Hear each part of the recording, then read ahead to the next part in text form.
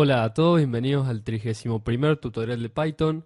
Hoy vamos a estar viendo una introducción a las funciones. Las funciones en programación se dividen en funciones predefinidas, como las que vimos, str para convertir algún tipo de dato en cadena, o la función int para convertir otro tipo de dato en entero.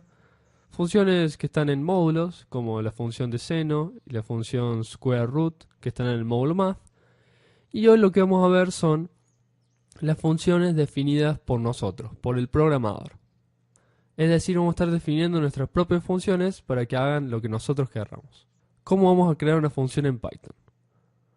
Bueno, primero hay que definir la función. A diferencia de las que ya están predefinidas, como la palabra lo dice, ya están definidas y solo nosotros la vamos a llamar.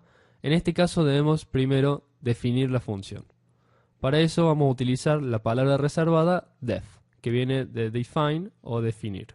Vamos a ver la estructura de definición de una función. Vamos a tener la palabra def, el nombre de la función y luego entre paréntesis los parámetros que queremos pedirle al usuario. Luego vamos a tener líneas de código que van a ser parte de nuestra función y finalmente vamos a tener la sentencia return que va a hacer que termine la función. Esta va a poder devolver un valor, una serie de valores o no devolver nada.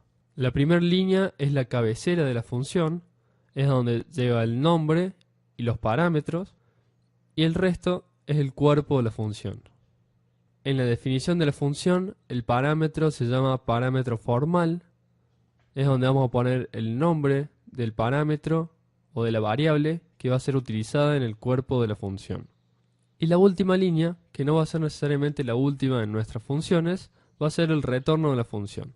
Por ejemplo, la función int, que convertía cualquier tipo de dato en dato entero, tiene en su sentencia return un valor de tipo entero. Ahora vamos a ver cómo llamamos a una función en Python. La vamos a llamar de la siguiente manera. Vamos a utilizar el nombre de la función y entre paréntesis los parámetros que ésta requiera. Y ahora los parámetros que nosotros le pasemos a la función se van a llamar parámetros reales, ya que van a representar un valor real. Ahora vamos a ver un ejemplo de una función en Python.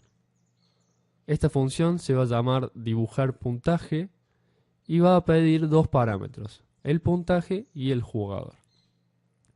Son dos parámetros y luego van a estar las líneas de código que en este caso no las vamos a ver y finalmente una sentencia return que no va a devolver ningún tipo de dato. Entonces lo que va a hacer esta función, nosotros le vamos a pasar un cierto valor de puntaje que va a ser un valor entero y un número de jugador. Entonces, ¿qué va a hacer esta función? Nosotros le vamos a pasar un puntaje que va a ser un valor entero y un número de jugador. Y lo que va a hacer la función es dibujar en la pantalla gráfica el puntaje. Vamos a tener la función, que en este caso va a ser una caja negra, es decir, no sabemos el contenido de la función, no sabemos el código que se ejecuta dentro de la función, pero sí sabemos que le tenemos que pasar como entrada el puntaje y el jugador. Y como salida tenemos un dibujo. Este es el concepto básico de la función, es decir, nosotros una vez que armamos nuestra función como querramos, lo tenemos que ver como una caja negra. Es decir, nosotros le vamos a entregar datos como entrada y como salida vamos a esperar un resultado correcto. No nos debemos preocupar por cómo la función nos devuelve ese resultado, ya que eso es trabajo del programador que realizó la función. Entonces vamos a tener en la pantalla gráfica una tabla ya dibujada que va a decir jugador 1 y jugador 2 y vamos a utilizar la función dibujar puntaje. Le vamos a pasar los datos 7 y 1, el 7 va a ser el puntaje y 1 el jugador. Acá ven claramente que 7 y 1 son los parámetros reales y puntaje y jugador son los parámetros formales. Y vamos a obtener el siguiente gráfico. Vamos a tener dibujado en el jugador 1 los 7 puntos. Luego vamos a llamar de nuevo a la función dibujar puntaje. Esta vez le vamos a pasar 13 y 2. 13 va a ser el puntaje y el jugador 2. Y nos va a dibujar los 13 puntos en el jugador 2. Y bueno, eso fue todo por hoy y los espero en el próximo tutorial. Chao.